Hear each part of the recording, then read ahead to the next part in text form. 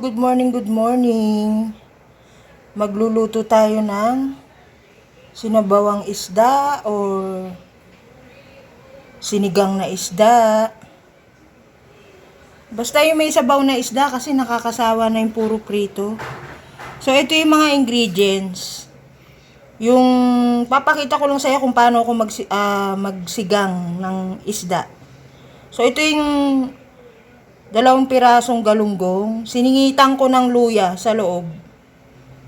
Siling labuyo, kalamansi, sibuyas, kamatis, tsaka yung patis na puro. Ayan o. Walang paminta. Tapos, kumuha ako ng talbos ng kamote. Pinaghalo ko. May kangkong din dyan. Ayan guys. Okay? Ayan yung patis na puro. Patis na botas yan eh. Puro yan. Walang paminta, walang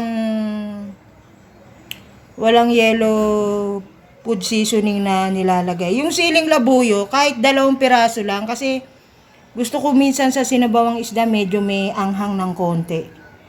Yung siling haba kasi may anghang din pero hindi katulad nung siling labuyo. So ayan yan no.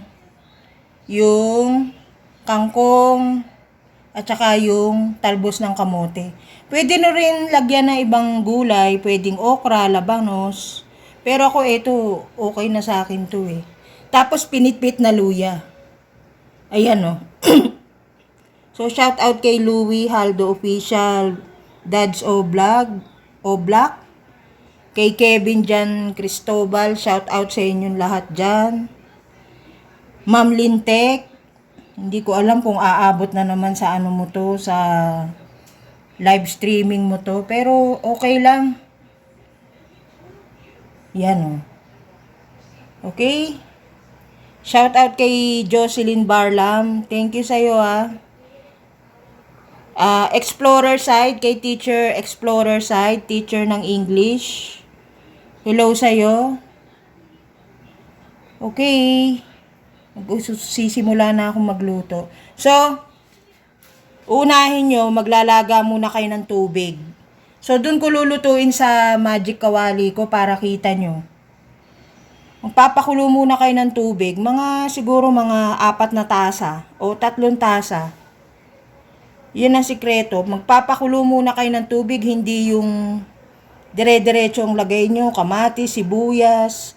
At saka kaya may kalamansi, isang ano rin yan ng pampaasim kasi wala akong kamyas eh. Kung may kamyas, ayos sana, kaso wala eh. Shout out kay Yabagis Vlog. Marami kang tanim na kamyas dyan sa Nueva Ecija. Pahingi naman. Shout out sa'yo ah. Okay guys. So ayan guys, so kumukulo na yung tubig. Sa kawali ko niluto yan eh. So pag kumukulo na, tsaka nyo ihuhulog yung kamatis, tsaka sibuyas. Ito oh. Ayan. Ihulog nyo. Ayan, sibuyas. Ayan. Tsaka kamatis. Ayan. Tapos yung pinitpit na luya. Ayan yung luya oh. Ayan. Kita nyo ba? Ayan yung luya. Ayan nyo lang siyang kumulo. Pag kumulo, lagay nyo na yung kalamansi. So, babalikan ko kayo guys ha. So, ayan guys, tinakpan ko muna para kumulo siya, no? So, pag kumulo na, ihulog nyo yung kalamansi. Nakita nyo kanina nung nag-ano ko na ingredients, bakit may luya sa loob ng isda? Para mawala yung lansa. Ganun ang ginagawa ko. Nilalagyan ko ng mga siguro tig-isang hiwa lang. Oh. Yung mga gilid ng isda, di ba, pag nagpapalinis kayo sa magi-isda, di ba may hiwa sila? So, yun.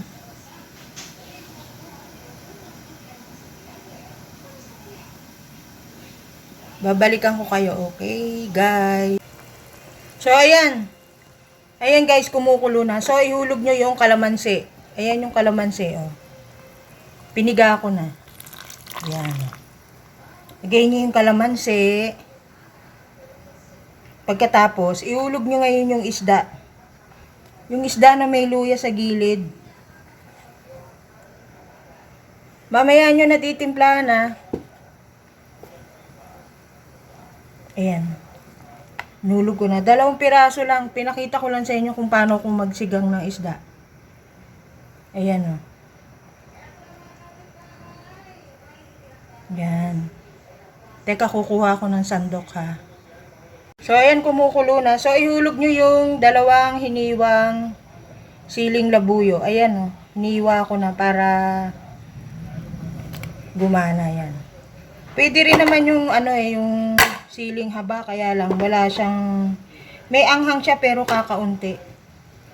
So, hayaan nyo lang siya, takpan lang natin. Okay? So, ayan, kumukulo na guys siya, oh. Diba? Ganyan lang ako magsabaw ng isda. Maghulog kayo ngayon ng patis na pinakita ko sa inyo. Ayan na. Mga 2 teaspoon o 3 kutsarang patis. Yan lang ang pang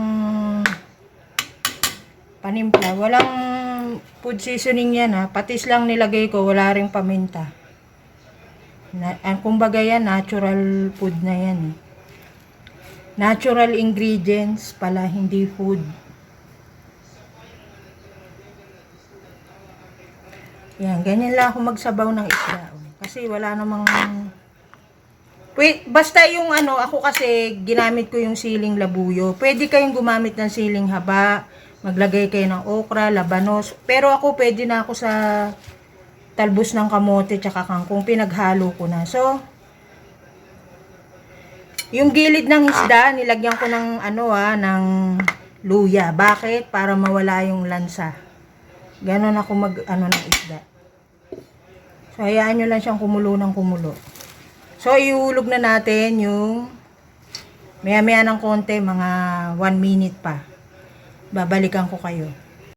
So, ayan, kumukulo na. May kasamang pinitpit na luya yan, ha. Mga 1 piraso lang yung katamtaman lang yung laki. So, ihulog ko na yung mga dahon, ha, yung mga gulay. Ayan. Inulog ko na. Yan yung talbos ng kamote. May konting kangkong, pero mas lamang yung talbos ng kamote. Okay, guys. Tatakpan ulit natin siya. Mga 30 seconds. Madali lang maluto yan, eh. Ayan.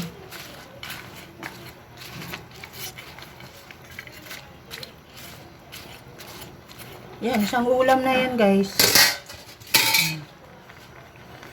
Pwedeng ulo ng isda, tilapia, pwedeng bangus. Pero mas malasa yung ulo ng isda, pabibiyak nyo yung ulo.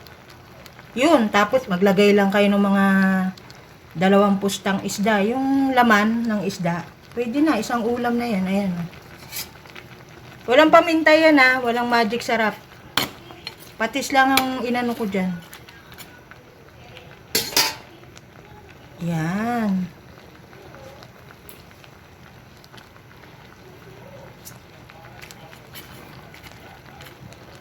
So, tatakupan natin. Babalik ako, guys, ha. Wait.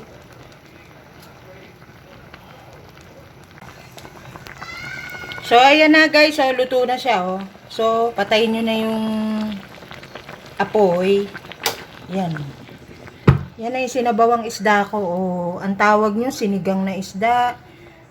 Basta walang food seasoning, walang paminta. Natural ingredients lang yung ginamit ko. Patis.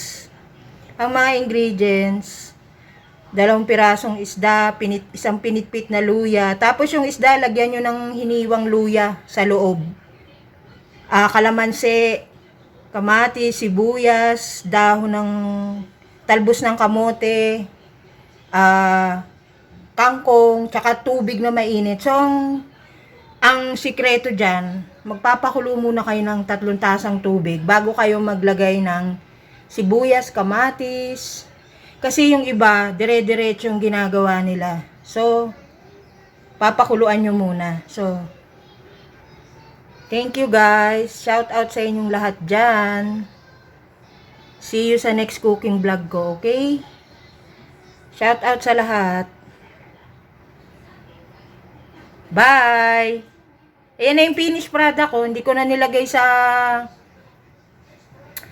bandehado. Ayan na, oh.